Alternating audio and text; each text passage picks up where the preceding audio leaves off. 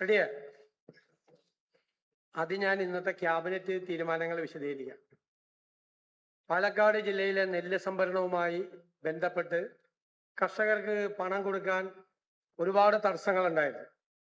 ആ തടസ്സങ്ങളെല്ലാം മന്ത്രിമാരുടെ നേതൃത്വത്തിൽ യോഗങ്ങൾ ചേർന്ന് അവർ വെച്ച നിർദ്ദേശങ്ങളുടെ അടിസ്ഥാനത്തിൽ ഇന്ന് ക്യാബിനറ്റ് കൂടി എടുത്ത തീരുമാനത്തിന്റെ പിൻബലത്തിൽ ആ പ്രശ്നങ്ങൾ പൂർണ്ണമായി പരിഹരിച്ചു. പാലക്കാട് ജില്ലയിലെ നെല്ല് സംഭരണവുമായി ബന്ധപ്പെട്ട ഒരു ശാശ്വത പരിഹാരമാണ് ഇന്നത്തെ ക്യാബിനറ്റ് നടപടിയോടുകൂടി ഉണ്ടായിരിക്കുന്നത്. ഇതുമായി ബന്ധപ്പെട്ട് 2-ാം തീയതി മന്ത്രിമാരുടെ യോഗം ചേർന്നു. പിന്നെ PRS വായ്പ അനുവദിക്കുന്നതിൽ നിന്നും പ്രാഥമിക സഹകരണ സംഘങ്ങളെ പൂർണ്ണമായി ഒഴിവാക്കി. പാലക്കാട് മാത്രമായിരുന്നു പ്രാഥമിക സംഘങ്ങൾ. അപ്പൊ എല്ലാം സിവിൽ സപ്ലൈസിന്റെ സപ്ലൈകോയുടെ കീഴിൽ കൊണ്ടുവന്നു. ഇതുവരെ 52 കോടി രൂപ ഈ പാക്സിന് പ്രൈമറി സംഘങ്ങൾക്ക് അവർ കൊടുത്തിട്ടുണ്ട്. ആ തുക കൺസോർഷ്യം കൊടുക്കും. SBI കാനറ ബാങ്ക് കൺസോർഷ്യവുമായിട്ട് നമ്മൾ ചർച്ച നടത്തി നമ്മൾ തീരുമാനം എടുത്തിട്ടുണ്ട്. അവർ കൂടി ആ കാര്യത്തിൽ സമ്മതിച്ചിട്ടുണ്ട്. അപ്പോ അതിനകത്തുള്ള തീരുമാനം പൂർണ്ണമായി എല്ലാവർക്കും പണം ഉടൻ തന്നെ വിതരണം ചെയ്യാൻ പറ്റും. പാലക്കാട് നെൽകർഷകർ ഒരു വലിയ തടസ്സമായിട്ട് നിന്നിട്ട് എല്ലാ തടസ്സങ്ങളും നീക്കി. പിന്നെ ബഹുമാനപ്പെട്ട കേരള ഹൈക്കോടതിയിൽ സംസ്ഥാന സർക്കാർ കേസുകൾ കൈകാര്യം ചെയ്യുന്നതിനായി സ്പെഷ്യൽ ഗവൺമെന്റ് ബ്രീഡർമാര്, അതുപോലെ സീനിയർ ഗവൺമെന്റ് ബ്രീഡർമാര് കുറെ പേര് നമ്മളിന്ന് നിയമിച്ചിട്ടുണ്ട്. തൃശൂർ പൂരവുമായി ബന്ധപ്പെട്ട് മുണ്ടത്തിക്കോട് ഗ്രാമത്തിലെ കട്ടക്കുളം പ്രദേശത്തെ വെടിമരുന്ന് ശാലയിലുണ്ടായ സ്ഫോടനത്തിൽ അപകടത്തിൽപ്പെട്ടവർക്ക്, അതായത് ചികിത്സയിലിരിക്കെ മരണപ്പെട്ടവരുടെ ആശ്രിതർ, അപകട സ്ഥലത്ത് നിന്ന് ലഭിച്ച ശരീര ഭാഗങ്ങളുടെ DNA പരിശോധനയിൽ കണ്ടെത്തിയവരുടെ ആശ്രിതർ എന്നിവർക്ക് എല്ലാവർക്കും 14 ലക്ഷം രൂപ വെച്ച് ധനസഹായം അനുവദിക്കുന്ന കാര്യത്തിൽ തീരുമാനമെടുത്തിട്ടുണ്ട്. ഓരോ വകുപ്പിന് കീഴിലും പ്രവർത്തിക്കുന്ന വിവിധ ബോർഡ് കോർപ്പറേഷനുകളിൽ മുൻ സർക്കാരിന്റെ കാലത്ത് നിയമിതരായി ഇപ്പോഴും തുടർന്നു വരുന്ന ചെയർമാൻ, വൈസ് ചെയർമാൻ എന്നിവരെ തൽസ്ഥാനത്ത് നിന്നും നിയമാനുസൃതമായി മാറ്റുന്നതിന് സ്വതന്ത്ര നടപടികൾ സ്വീകരിക്കാൻ തീരുമാനിച്ചിട്ടുണ്ട്. അപ്രകാരം വരുന്ന ഒഴിവുകളിൽ നിയമാനുസൃതം പുതിയ നിയമനങ്ങൾ നടത്തും.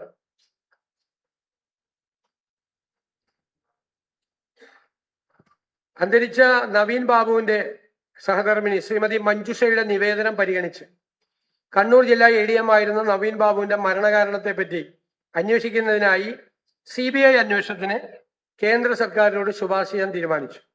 അദ്ദേഹത്തിന്റെ മകൾ കുമാരി നിരഞ്ജന നായർക്ക് പ്രത്യേക കേസായി പരിഗണിച്ച് ആശ്രിത നിയമനം നൽകാൻ റവന്യൂ വകുപ്പിന് നിർദ്ദേശം നൽകി.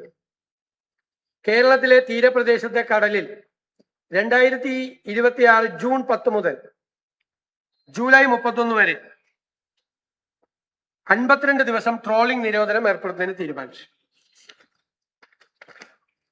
ഇതാണ് മന്ത്രിസഭാ തീരുമാനം. പിന്നെ ഇന്ന് സഭയിൽ വച്ച വൈറ്റ് പേപ്പറുമായി ബന്ധപ്പെട്ട കാര്യങ്ങളാണ് വിശദീകരിക്കാൻ ആഗ്രഹിക്കുന്നത്. ഞാൻ നിയമസഭയിൽ പറഞ്ഞതുപോലെ ഈ ധവളപത്രം ഒരു കുറ്റാന്വേഷണ റിപ്പോർട്ടോ ഒരു പൊളിറ്റിക്കൽ ഡോക്യുമെന്റോ ഒന്നുമല്ല. സർക്കാർ അധികാരമേൽക്കുന്ന സമയത്ത് fiscal health of the state ആണ്. സംസ്ഥാനത്തിന്റെ സാമ്പത്തിക ആരോഗ്യം എന്താണ് എന്ന് എല്ലാ വിഭാഗം ജനങ്ങളെയും, സാധാരണക്കാരായ ആളുകളെ ഉൾപ്പെടെയുള്ളവരെ ബോധ്യപ്പെടുത്തുന്നതിനുള്ള ഡോക്യുമെന്റാണ്. എത്ര വരുമാനം നമുക്ക് ലഭിക്കുന്നു, എത്ര ചെലവഴിക്കുന്നു, എത്ര ബാധ്യതകളുണ്ട്, ഭാവിയിൽ എത്ര സാമ്പത്തിക പ്രതിസന്ധികൾ ഉണ്ടാകും എന്നെല്ലാമാണ് ഇതിൽ പറയുന്നത്. വൈറ്റ് പേപ്പർ അനിവാര്യമാകുന്ന മറ്റൊരു പ്രധാന കാരണം പുതിയ സർക്കാർ അവതരിപ്പിക്കാൻ പോകുന്ന ബജറ്റിന്റെ പശ്ചാത്തലത്തിലാണ്. കഴിഞ്ഞ സർക്കാർ പാസാക്കിയ 26-27 ബജറ്റിലെ ന്യൂനതകളുടെ യഥാർത്ഥ ചിത്രം അതിനകത്ത് വരും. ഞാൻ നിയമസഭയിൽ പറഞ്ഞതുപോലെ 25-26 ബജറ്റ് കണക്കുകൾ പ്രകാരം കേരളത്തിന്റെ ആകെ ബാധ്യത 5.07 ലക്ഷം കോടിയാണ്. ഇത് സ്റ്റേറ്റിന്റെ GSTPയുടെ 35.5%. ഇപ്പൊ ഈ കടം കണക്കാക്കുന്നത്, കടത്തിന് പരിധിയുള്ളത് കൊണ്ട് കടം കണക്കാക്കുന്നത് സ്റ്റേറ്റ് GDPയുടെ GSTPയുടെ എത്ര ശതമാനം വരുമെന്നാണ്. 35.5% കടം വരുന്നത്. അതായത് 18 പ്രധാന സംസ്ഥാനങ്ങളുടെയാണ് നമ്മൾ സാധാരണ എടുക്കാറുള്ളത്. അത് ദേശീയ ശരാശരി 29.2 ഈ 18 സംസ്ഥാനങ്ങളുടെ ശരാശരി 28.81.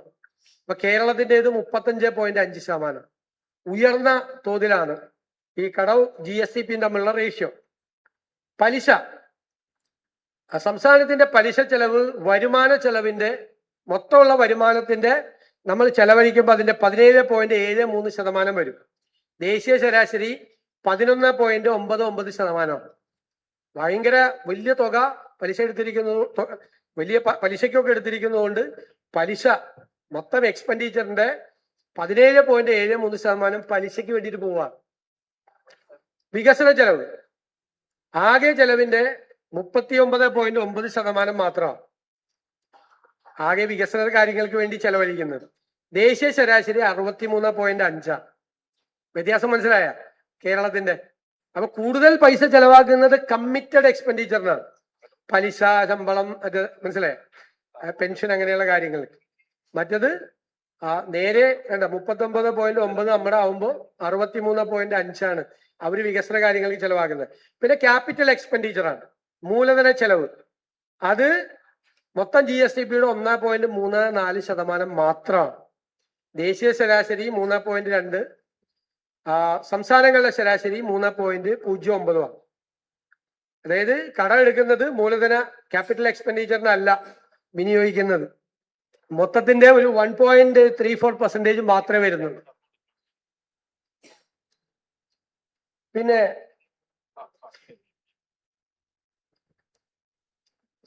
ഇതാണ് ഏറ്റവും പ്രധാനപ്പെട്ട കാര്യം. ഞാനിതിപ്പോ നിയമസഭയിൽ പറയേണ്ട ഒരു സാഹചര്യം ഉണ്ടായതുകൊണ്ടാണ്. അതായത് 35,000 കോടി രൂപയുടെ പ്ലാനാണ് ഇപ്പൊ നിലവിലുള്ള പ്ലാൻ. അതിനാണ് ഞങ്ങൾ ഗവൺമെന്റ് ഓൾട്ടർനേറ്റീവ് മെമ്മോറാണ്ടം കൊണ്ടുവന്ന് ബജറ്റ് കൊണ്ടുവരുന്നത്. ഇതിൽ 20,500 കോടി ഇപ്പൊ ഇല്ല. 15,000 കോടിയെ ബാക്കിയുള്ളൂ. കഴിഞ്ഞ ഗവൺമെന്റിന്റെ കാലത്തെ തെറ്റായ കണക്കാണ്. പ്ലാൻ അങ്ങനെ ഒരിക്കലും കൂട്ടാൻ പാടില്ല. അതായത് അവരുടെ ഒരു കണക്ക് 15ാം ധനകാര്യ കമ്മീഷന്റെ കാലത്ത് 55,000 കോടി രൂപ 5 കൊല്ലമായി റവന്യൂ ഡെഫിസിറ്റ് ഗ്രാന്റ് കിട്ടി. അതുകൊണ്ട് ഇനി വരാൻ പോകുന്ന 16ാം ധനകാര്യ കമ്മീഷനും അതുപോലെ ഗ്രാന്റ് തരും. ആദ്യത്തെ വർഷം 14,137 കോടി രൂപ കിട്ടും എന്ന് പ്ലാനിൽ എഴുതി വെച്ചു. അത് കിട്ടിയേക്കാം എന്നാണ് സംഭവം. പക്ഷെ 16ാം ധനകാര്യ കമ്മീഷൻ എന്ത് ചെയ്തു? റവന്യൂ ഡെഫിസിറ്റ് ഗ്രാന്റ് നിർത്തലാക്കി. അപ്പൊ പ്ലാനിലെ 14,137.69 കോടി ഇല്ല. മനസ്സിലാക്കണം. 2, 16ാം ധനകാര്യ കമ്മീഷൻ 15 ധനകാര്യ കമ്മീഷൻ നമുക്ക് തന്നിരുന്നത് 1.92% ഡെവല്യൂഷൻ നികുതി വിഹിതം. അപ്പോ കഴിഞ്ഞ ഗവൺമെന്റ് കണക്ക് കൂട്ടി അത് 2.8 കിട്ടുമെന്ന്. ഏത് കണക്കിന്റെ അടിസ്ഥാനത്തിലാണ് കൂട്ടിയെന്ന് എനിക്കറിയില്ല. പക്ഷെ കിട്ടിയപ്പോ 2.38 കിട്ടിയുള്ളൂ. അതിൽ നഷ്ടം 5,758.93 കോടിയാണ്. ഇതിന് പുറമെ മറ്റേ ഗ്രാന്റ് കിട്ടുമെന്ന് പ്രതീക്ഷിച്ച ഗ്രാന്റ് കിട്ടാത്തത് 603 കോടി. അപ്പൊ 35,000 കോടി രൂപയുടെ പ്ലാനിൽ 20,500 കോടി ഇല്ല. ഒരു ഗവൺമെന്റും കേരള ചരിത്രത്തിൽ ഇതുവരെ ഫേസ് ചെയ്യാത്ത ഗുരുതരമായ സിറ്റുവേഷനാണ് നമ്മൾ. പ്ലാനിന്റെ 35,000 കോടിയിൽ ഇവര് പ്രതീക്ഷിച്ചെന്ന് പറഞ്ഞിട്ട് വെച്ച 20,500 കോടി ഇല്ല. ഇതാണ് ഏറ്റവും ഗുരുതരമായ സാഹചര്യം. ഒരു ഗവൺമെന്റ് അങ്ങനെ ചെയ്യാൻ പാടില്ല. കിട്ടിയേക്കാം, കിട്ടും എന്നെല്ലാം പറഞ്ഞ് പ്ലാൻ ഉണ്ടാക്കാമോ? അങ്ങനെ ഉണ്ടാക്കിയ പ്ലാനാണ്. നോക്കിക്കോ, ഷെയർ ഓഫ് സെൻട്രൽ ടാക്സസിൽ ആ ഷോർട്ട് ഫോള് 2.8 കിട്ടുമെന്ന് പ്രതീക്ഷിച്ചെടുത്ത് 2.3 കിട്ടിക്കഴിഞ്ഞപ്പോൾ 3 to 8 കിട്ടിക്കഴിഞ്ഞപ്പോൾ ഉള്ളത് റവന്യൂ ഡെഫിസിറ്റ് ഗ്രാന്റിന്റെ 14,137 രൂപ ടോട്ടലാണ്. 20,500 ഞാൻ പറഞ്ഞതിന്റെ സ്പ്ലിറ്റപ്പാണ് അടുത്ത്. അപ്പൊ പിന്നെ അതുകൂടാതെ സർക്കാർ അടിച്ചേൽപ്പിച്ച അധിക ബാധ്യത, പോയ സർക്കാർ അടിച്ചേൽപ്പിച്ച അധിക ബാധ്യത, ജീവനക്കാർക്കും പെൻഷൻകാർക്കും ഉള്ള DA DR കുടിശ്ശിക. DA ജീവനക്കാർക്ക്, DR പെൻഷൻകാർക്ക്. സപ്ലൈകോ, കാരുണ്യ ഇൻഷുറൻസ് കോൺട്രാക്ടർമാർക്ക്, പിന്നെ medical services corporation, SC ST കുടിശ്ശിക, ലോക്കൽ ബോഡിക്ക് അടക്കം 48,733 കോടി രൂപ. ഇതിൽ 21,690 കോടി രൂപ ഇമ്മീഡിയറ്റ് ആയിട്ട് കൊടുക്കണം.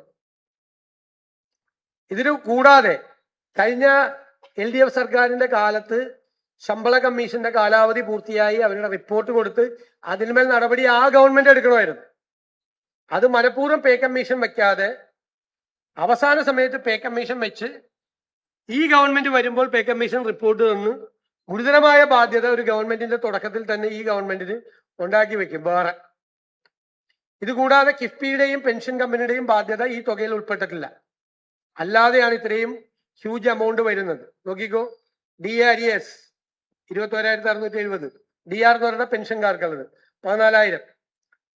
ബിൽ ഡിസ്കൗണ്ടിങ് സിസ്റ്റം ബാങ്കുകൾക്കും കോൺട്രാക്ടർമാർക്കുള്ള ആ ഡിസ്കൗണ്ടിങ് സിസ്റ്റം ഉണ്ട് കോൺട്രാക്ടർമാർക്ക് പൈസ കൊടുക്കുന്നത്. അതിൽ ബാങ്കുകൾക്ക് കൊടുക്കാനുള്ളത് 3,431 കോടി. UGC DRES യൂണിവേഴ്സിറ്റിയും കോളേജ് സ്റ്റാഫിന് 1,500 കോടി. ഹെൽത്ത് ഇതും കാസ്പ് മറ്റേ കാരുണ്യ സ്കീമിന് കൊടുക്കാനുള്ളത് 2,017 കോടി. സപ്ലൈകോയ്ക്ക് കൊടുക്കാനുള്ളത് 2,893 കോടി. മെഡിക്കൽ സർവീസസ് കോർപ്പറേഷൻ 476 കോടി. SC/ST സ്കോളർഷിപ്പ് അരിയേഴ്സ് പോലും കൊടുത്തിട്ടില്ല, 377 കോടിയാണ്. പിന്നെ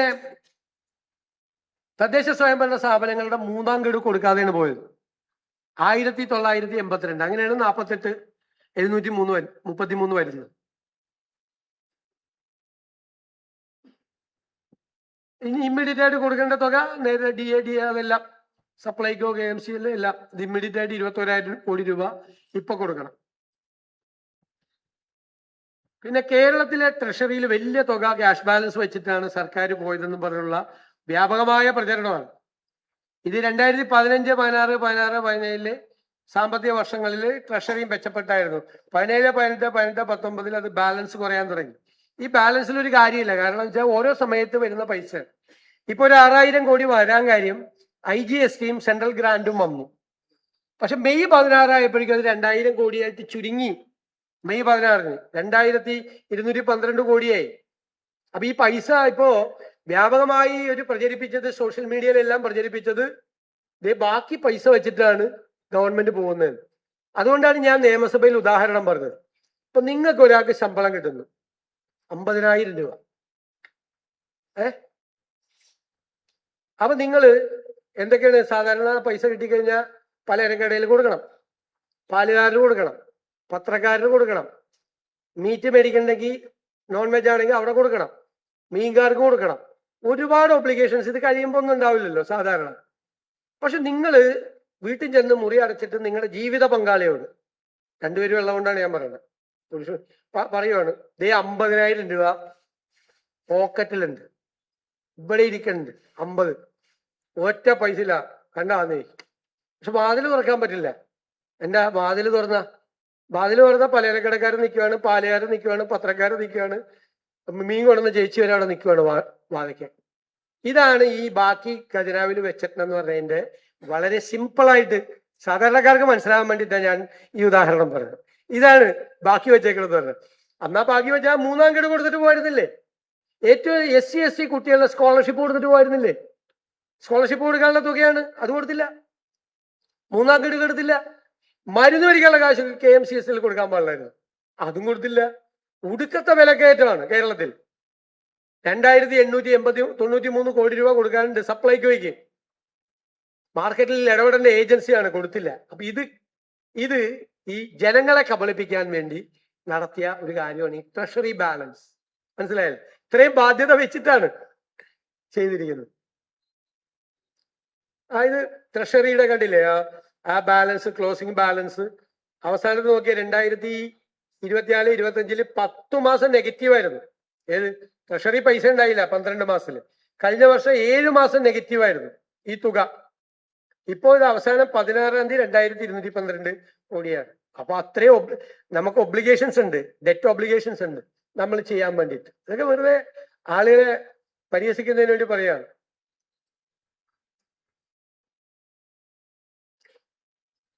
ഇപ്പൊ പദ്ധതി എക്സ്പെൻഡിച്ചർ കാണിക്കുന്നതിനും ഒരു ചെറിയ കൗശലം കാണിക്കുന്നുണ്ട്. ഇപ്പൊ നോക്കിയേ, പദ്ധതി വെട്ടിച്ചുരുക്കിയിരിക്കുകയാണ്. 24, 23, 24 യഥാർത്ഥത്തിൽ ചെയ്തത് 30,000 കോടി ആണ് പദ്ധതി. ചെലവ് വരുത്തിയിരിക്കുന്നത് 38,000 കോടിയായിട്ട് കാണിക്കണം. 127% പ്ലാൻ എക്സ്പെൻഡിച്ചർ എന്നാണ്. നിങ്ങൾ ഞെട്ടിപ്പോവും. അതായത് പ്ലാനിൽ കട്ട് ചെയ്തേക്കുവാണ്. ശരിക്കും 30,000 കോടിയിൽ വലിയ തുക ഈ 24, 25, 23, 24 കുറവ് വന്നു. വലിയ തുക പ്ലാൻ സൈസിൽ ഇല്ലേ, കട്ട് ചെയ്തു. ഇതെന്താ ഇങ്ങനത്തെ കണക്ക് വന്നതെന്നറിയാമോ? കിഫ്ബിയുടെ പൈസ, പെൻഷൻ ഫണ്ടിന്റെ പൈസ, ട്രാൻസ്പോർട്ടിന്റെ പൈസക്ക് ഇതിന്റെ കൂടെ കൂടിയേക്കും. അതെങ്ങനെ പ്ലാൻ എക്സ്പെൻഡിച്ചർ ആവുന്നു? കണക്ക് റിയലിസ്റ്റിക് അല്ല. ഫിനാൻസ് പോലും അറിയാതെയാണ് ഇങ്ങനത്തെ ഒരു കണക്ക് തയ്യാറാക്കി.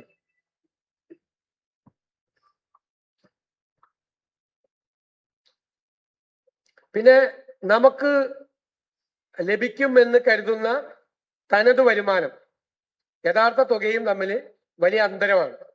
സംസ്ഥാനത്തിന്റെ തനത് വരുമാനം GSTP റേഷ്യോയിൽ 7.75 പക്ഷെ നാഷണൽ ആവറേജ് 8.5 ആണ്. നമ്മുടെ SOTR തനത് നികുതി വരുമാനം അത് GSTP അനുപാതത്തിൽ 6.41 ദേശീയ ശരാശരി 6.90 കുറവാണ്.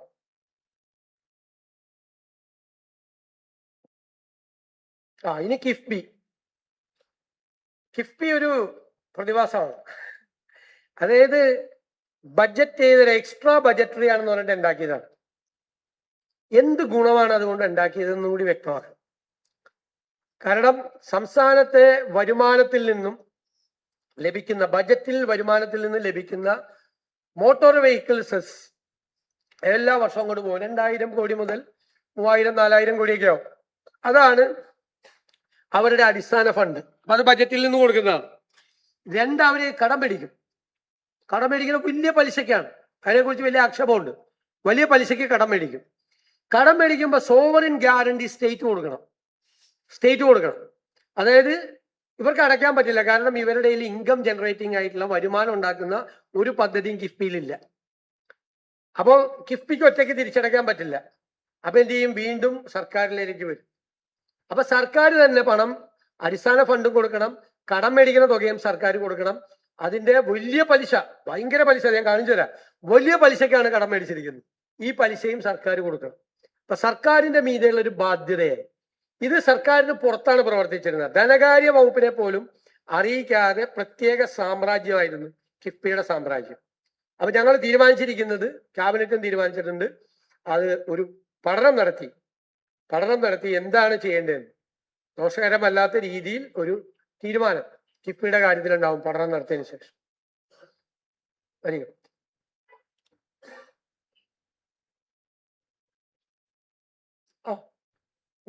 പലിശ നോക്കിയേ. 8.809.56 അവസാനത്തെ കോളം. പലിശ നോക്കിയേ. പലിശ നിരക്കാണ്. ഇതിനേക്കാൾ കുറഞ്ഞ പലിശ നിരക്കിൽ കിട്ടും. ഗ്ലോബൽ ഫിനാൻസ് മാർക്കറ്റിൽ കിട്ടും. സ്റ്റേറ്റ് പോലും ഇത്രയും വലിയ പലിശക്കല്ല എടുക്കുന്നത്.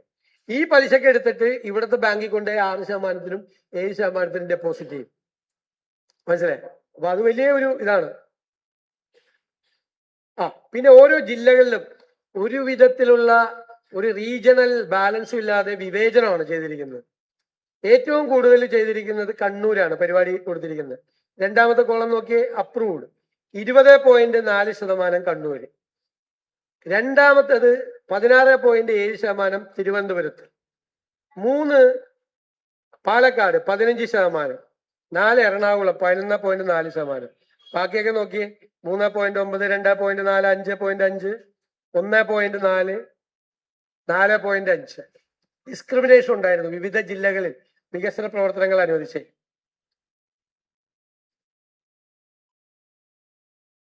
ഇത് അരിയേഴ്സ് ആണ്. സംസ്ഥാന ഗവൺമെന്റിന് ലോൺ റീപേയ്മെന്റിലുള്ള സംസ്ഥാന ഗവൺമെന്റ് കിട്ടാനുള്ള പൈസയാണ് കാണിച്ചിരിക്കുന്നത്, പണ്ട് മുതലേ ഉള്ളത്. പിന്നെ സോഷ്യൽ സെക്ടറിലേക്കുള്ള ഓരോ സ്പെൻഡിങ് ഇപ്പൊ നോക്കിക്കോ. അഗ്രികൾച്ചർ ആൻഡ് അലൈഡ് സർവീസ്, കൃഷിക്ക് വേണ്ടി 2015-16 6.19 ഉണ്ടായിരുന്നത് ഇപ്പോ കുറഞ്ഞ് 3.20, 2.97% കൃഷിയുള്ളത്. 15-ൽ നിന്ന് 10 കൊല്ലം കഴിഞ്ഞപ്പോ പെർസെൻറ്റേജ് കൃഷിക്ക് വേണ്ടി ചെലവാക്കുന്ന തുക പകുതിയായി കുറഞ്ഞു. റൂറൽ ഡെവലപ്മെന്റ് 11.10 ഉണ്ടായിരുന്നത് 5.97 സഹകരണം 0.46, 0.10 ഇറിഗേഷൻ എല്ലാം കുറഞ്ഞു. പവർ 4.7, അത് മാത്രമാണ് കൂടിയിരിക്കുന്നത്, പവറിന്റെ മാത്രം. ബാക്കി എല്ലാം കുറവാണ്.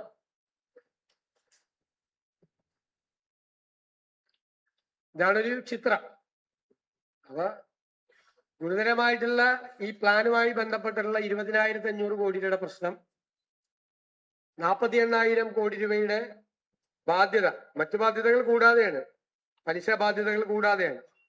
പെട്ടെന്ന് അടച്ചു തീർക്കേണ്ട 21,000 കോടി രൂപ, പിന്നെ കിഫ്ബിയുടെ ബാധ്യത, പെൻഷൻ ഫണ്ടിന്റെ ബാധ്യത ഉൾപ്പെടെ വലിയ ബാധ്യതയാണ് ഉള്ളത്. ഇതാണ് സംസ്ഥാനത്തിന്റെ യഥാർത്ഥ സാമ്പത്തിക ആരോഗ്യ ചിത്രം.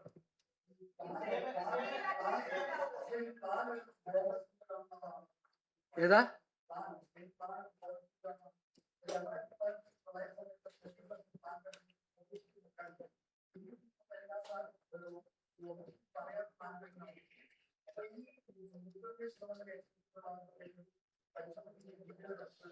അല്ല, അത് നമുക്ക് നമ്മുടെ കയ്യിൽ കൃത്യമായ കണക്കുണ്ട്.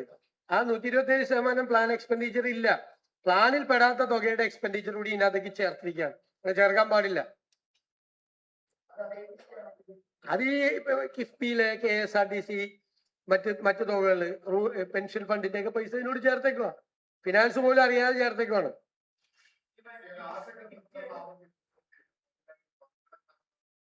അല്ല, മറികടക്കാനുള്ള മാർഗങ്ങൾ ഞങ്ങൾ ആലോചിച്ചുകൊണ്ടിരിക്കുകയാണ്. മറികടക്കണമല്ലോ, ചെയ്യാതിരിക്കാൻ പറ്റില്ല.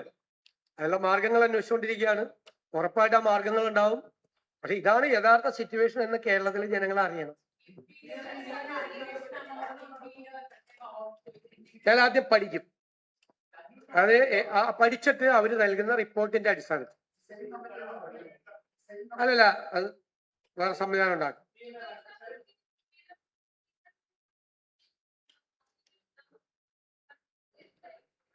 KSRTC അല്ല, നമ്മുടെ ലക്ഷ്യം എന്ന് പറയുന്നത് അവരെ കുറച്ചുകൂടി സെൽഫ് റിലയന്റ് ആക്കാനാണ്, സ്വയം പര്യാപ്തമാക്കാനുള്ള ശ്രമങ്ങൾ നടക്കും. കറക്റ്റ് ചെയ്യും.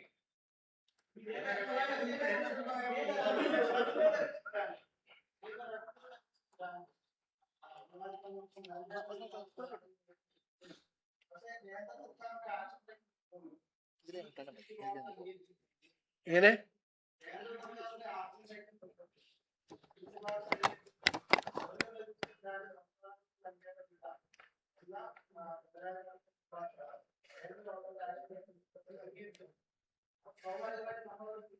അല്ല, ഇപ്പൊ എന്തായാലും ഇല്ലല്ലോ. ഇപ്പൊ ഈ 14,000 കോടി കിട്ടില്ലല്ലോ. വേണ്ടെന്നാണ് അവർ ശുപാർശ കൊടുത്തേക്കണത്. അല്ല, ആളുകള് ജീവനക്കാരായിട്ടുള്ള ആളുകള്, സംഘടനകളൊക്കെ ശുപാർശ തന്നിട്ടുണ്ട്. ഞങ്ങളത് പരിഗണിച്ചിട്ടില്ല, ഇതുവരെ ചർച്ച ചെയ്തിട്ടില്ല, പരിഗണിച്ചിട്ടില്ല.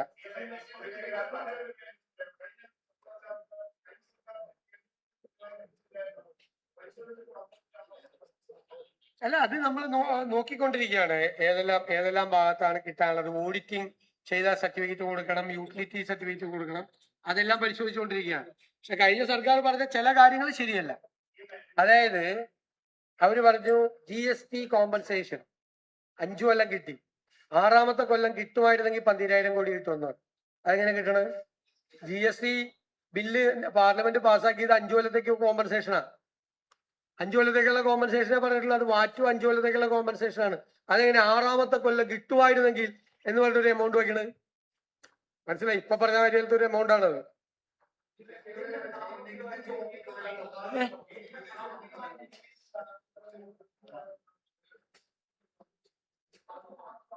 അല്ലല്ലോ, ഇതിപ്പോ ഞാൻ ചോദിക്കട്ടെ, അങ്ങനെയാണെങ്കിൽ 55,000 കോടി രൂപ ഇന്ത്യയിലെ ഏറ്റവും കൂടുതൽ ഈ റവന്യൂ ഡെഫിസിറ്റ് ഗ്രാന്റ് കിട്ടിയ സംസ്ഥാനങ്ങളിലൊന്ന് കേരളമാണ്. അപ്പൊ ഈ 55,000 കോടി 5 കൊല്ലം കൊണ്ട് കേന്ദ്രത്തിൽ നിന്ന് ഗ്രാന്റ് കിട്ടി. ഇപ്പൊ ഞങ്ങൾക്ക് 16ാം ധനകാര്യ കമ്മീഷന്റെ കാലത്താണ് ഞങ്ങൾ ഭരിക്കാൻ പോകുന്നത്. ഞങ്ങൾക്ക് അതില്ല. അപ്പോഴോ?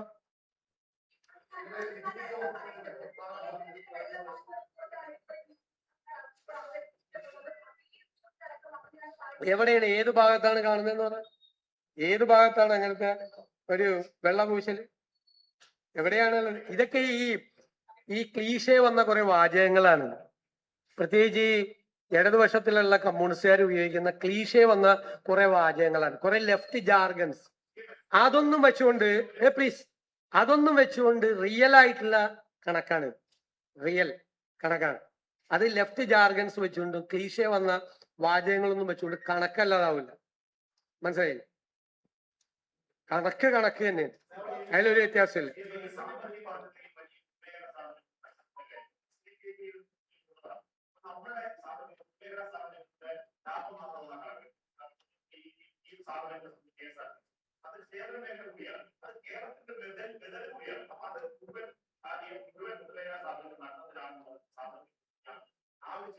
അല്ല, അതല്ലല്ലോ പറഞ്ഞത്. അതിപ്പോ എല്ലാ കാലത്തും നഷ്ടത്തിലല്ലേ? അല്ല, എല്ലാം കൂടി ചോദിക്കില്ലേ. ഞാനിപ്പോ ആദ്യം ചോദിച്ചതിന് മറുപടി പറയാം. KSRTC പല കാലത്തിലും നഷ്ടത്തിലായിരുന്നു, പക്ഷെ ഇതുപോലൊരു നഷ്ടം ഉണ്ടായിട്ടില്ല. 47,000 ജീവനക്കാരുണ്ടായിരുന്നു ഉമ്മൻചാണ്ടി സർക്കാരുള്ള സമയത്ത്. അന്ന് ഇതിന്റെ 4/1 തുക കൊടുക്കണ്ട സ്റ്റേറ്റ് ഗവൺമെന്റ് സഹായിക്കാൻ. 5,000 ഷെഡ്യൂൾ ഉണ്ടായിരുന്നു അന്ന്. ഇപ്പൊ 3,000 താഴെ ഷെഡ്യൂളും 22,000 ജീവനക്കാരേ ഉള്ളൂ. അന്ന് കൊടുത്ത സർക്കാർ കൊടുത്ത സഹായത്തിന്റെ 5 ഇരട്ടിയാണ്, 4 ഇരട്ടി 5 ഇരട്ടിയാണ് ഇപ്പോ സ്റ്റേറ്റ് കൊടുക്കുന്നത്. അതെന്താ അങ്ങനെ പറ്റിയത്? ജീവനക്കാരുടെ എണ്ണവും കുറഞ്ഞു, അപ്പൊ സാലറി ലയബിലിറ്റി കുറയില്ലേ? ഇതും കുറഞ്ഞു, ഷെഡ്യൂളും കുറഞ്ഞു, വണ്ടി അത്ര ഓടുന്നില്ല, പക്ഷെ ചെലവ് കൂടുകയാണ്. അതിന്റെ അർത്ഥം എന്താ? അതൊക്കെ ശ്രദ്ധിക്കണം. സേവനം മാത്രമല്ല, അതിനെയൊക്കെ കുറെ കൂടെ സെൽഫ് റിലയന്റ് ആക്കാനും കൂടി ശ്രമിക്കണം. മനസ്സിലായില്ലേ? അതങ്ങനെ പൊക്കോട്ടെ, ഇതിങ്ങനെ പൊക്കോട്ടെ. ഇത് സേവനമാണെന്ന് പറയാൻ പറ്റില്ല. സേവനത്തിന്റെ രീതി ചെയ്യണം.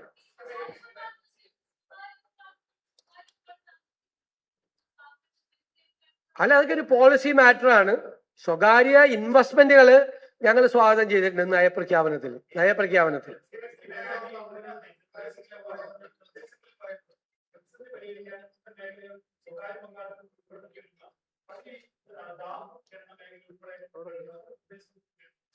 അല്ലെന്നേ, ഞങ്ങൾ പറഞ്ഞല്ലോ, നമ്മൾ തന്നെ അസംബ്ലി പറഞ്ഞല്ലോ, ഗവൺമെന്റ് പല സ്ഥലത്തും ബിസിനസ് റൺ ചെയ്യാൻ പറ്റില്ല. ഒരു ഗവൺമെന്റ് കേപ്പബിൾ അല്ല. എല്ലാ ഗവൺമെന്റുകളും അതിൽ നിന്ന് വിഡ്രോ ചെയ്യാണ്. ചില കമ്മിറ്റഡ് ആയിട്ടുള്ള ചില ഏരിയയിൽ മാത്രമേ നിൽക്കാൻ പറ്റുള്ളൂ. ബാക്കിയുള്ള സ്ഥലത്ത് ഗവൺമെന്റിന്റെ ജോലി ഫെസിലിറ്റേറ്ററുടെ ജോലിയാണ്. വേറെ സൗകര്യങ്ങൾ ആളുകൾക്ക് വന്ന് ഇൻവെസ്റ്റ് ചെയ്യാനും ആളുകൾക്ക് സംരംഭങ്ങൾ കൊണ്ടുവരാനുമുള്ള അന്തരീക്ഷം ഉണ്ടാക്കി കൊടുക്കുക, ഫെസിലിറ്റേറ്റ് ചെയ്യുക എന്നാണ്. ഗവൺമെന്റ് മുടക്കുന്ന പൈസ ഗവൺമെന്റിന് 3 കൊല്ലത്തിനും 5 കൊല്ലത്തിനിടയിൽ തിരിച്ചു കിട്ടണം. അതാണ് നമ്മുടെ പോളിസി.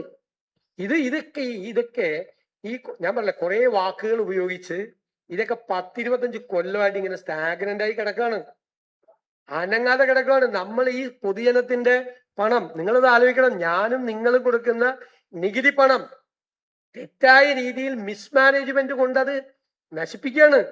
എന്നിട്ട് നമ്മൾ ഓരോ വർഷം ഓരോ കണക്കും പറഞ്ഞിട്ട് ഓരോ കാര്യം ഓരോ ന്യായം പറയാണ് നമ്മൾ. അതിൽ നിന്ന് നമ്മൾ മോചിതരാവണം. ജനങ്ങളുടെ നികുതി പണം മുടക്കി ചെയ്യുന്ന സംരംഭങ്ങൾ അവിടെ എന്താണ് നടക്കുന്നത് എന്നുള്ള കൃത്യമായ പരിശോധന വേണം. 1 രൂപ സർക്കാരിന്റെ ചെലവാക്കുന്നുണ്ടെങ്കിൽ അത് നികുതി പണമാണ്. ആ നികുതി പണം ചെലവഴിക്കുന്നതിൽ സുതാര്യത വേണം. അതിന് ആവശ്യമായ കാലാനുസൃതമായ പരിഷ്കരണ കാര്യങ്ങൾ വേണം. ഇത് ഔട്ട്ഡേറ്റഡ് ആണ്, കാലഹരണപ്പെട്ട രീതികൾ ഇപ്പോഴും വെച്ചുകൊണ്ട് നടക്കുകയാണ്.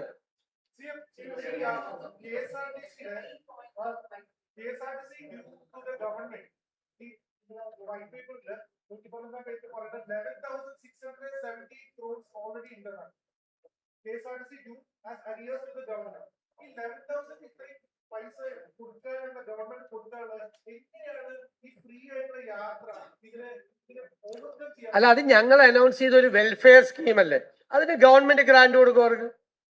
അല്ലാതെ KSRTCക്കാരോട് പൈസ കൊടുക്കാൻ പറയും. ഗവൺമെന്റ് ഗ്രാന്റ് കൊടുക്കും. ഗവൺമെന്റിന്റെ ഒരു വെൽഫെയർ സ്കീമാണത്, ഞങ്ങൾ ജനങ്ങളോട് പറഞ്ഞ് ഡിക്ലെയർ ചെയ്ത ആ സ്കീമിന് ആവശ്യമായ പൈസ ബജറ്റിൽ മാറ്റിവെക്കും. മനസ്സിലായില്ല? അത് KSRTCയുടെ ബാധ്യത ആവില്ല.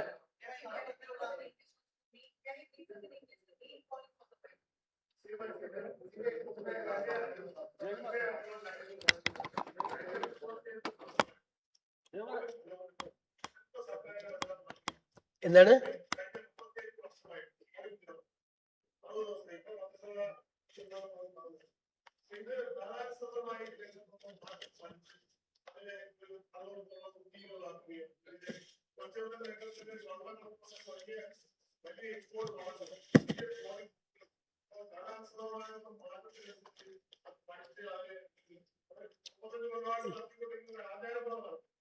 ആചാരമല്ല.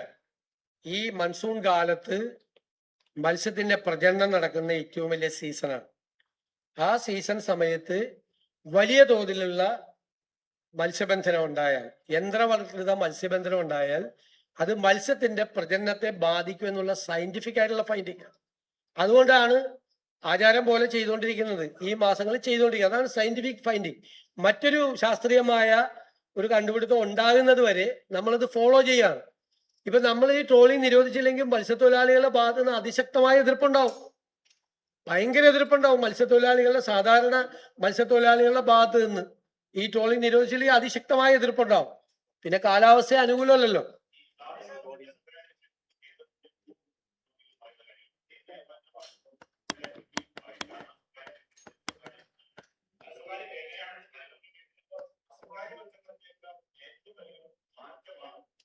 ആ ഉറപ്പായിട്ട് പ്രൈവറ്റൈസ് ചെയ്യണമല്ലോ, അതെല്ലാം പ്രൈവറ്റൈസ് ചെയ്യണം.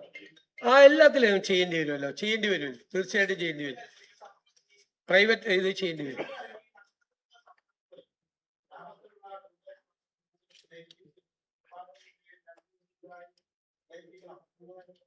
ലയിപ്പിച്ചുകൊണ്ട് നമ്മൾ എങ്ങനെ ചെയ്യണം? അതായത് ഇച്ചിരി വരുമാനമുള്ള ഒരു വീടും വരുമാനമില്ലാത്തൊരു വീടും കൂടി ഒരുമിച്ച് പോയെന്ന് പറഞ്ഞിട്ട് അതല്ല.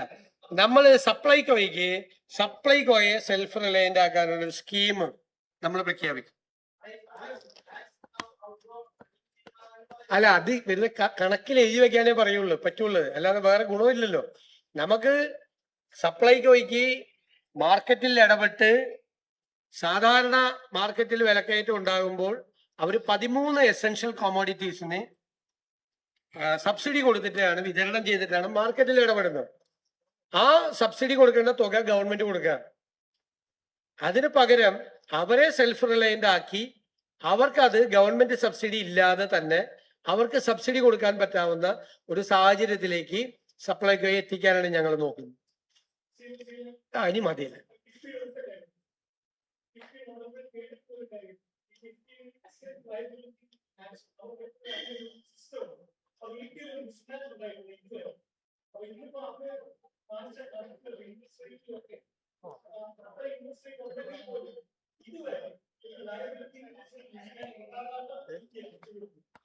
അല്ലല്ല, അവര് പൈസ ഒന്നും അടയ്ക്കുന്നില്ലല്ലോ, സർക്കാർ കൊടുക്കുന്ന പൈസയല്ലേ അവരടയ്ക്കുന്നത്.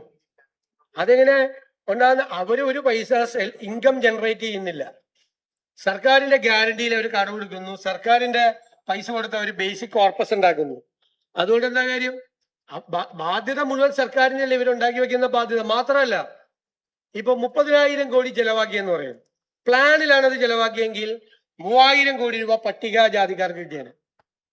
ഇപ്പൊ എത്രയാണെന്നറിയാം? 30,000 കോടി ചെലവാക്കിയപ്പോ 80 കോടിയാണ് പട്ടികജാതിക്കാർക്ക് കിട്ടിയത്. അതൊരു കോൺസ്റ്റിറ്റ്യൂഷണൽ പ്രൊവിഷന് എതിരാണത് അങ്ങനെ ചെയ്യുന്നത്. നമ്മൾ 30,000 കോടിയിലെ 3000 കോടി അവർക്ക് കിട്ടുന്ന പൈസയാണ്.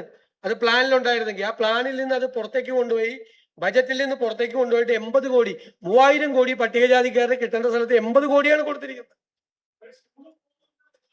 അതല്ലെങ്കിലും ഉണ്ടാവില്ലേ, ഈ കാശ് PWDയെ കൊണ്ട് ചെയ്യിപ്പിച്ചിരുന്നെങ്കിൽ ഇതൊക്കെ ഉണ്ടാവുമായിരുന്നല്ലോ, ഉണ്ടാവില്ലേ? സ്പെഷ്യൽ സ്കീമായിരുന്നെങ്കിൽ.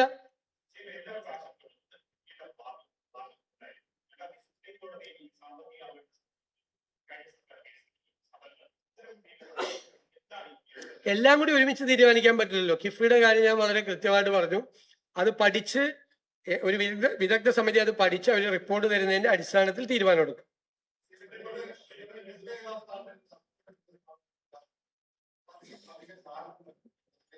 അത് പരിശോധിക്കും, ഉറപ്പായിട്ട് പരിശോധിക്കും. ഞാൻ നേരത്തെ പറഞ്ഞല്ലോ, നമുക്ക് കുറെ എണ്ണത്തിന് നമുക്ക് സെൽഫ് റിലയന്റ് ആക്കണം, കുറെ എണ്ണത്തിനെ സ്ട്രീം ലൈൻ ചെയ്യണം, കുറെ കാര്യങ്ങൾ ചെയ്യണം.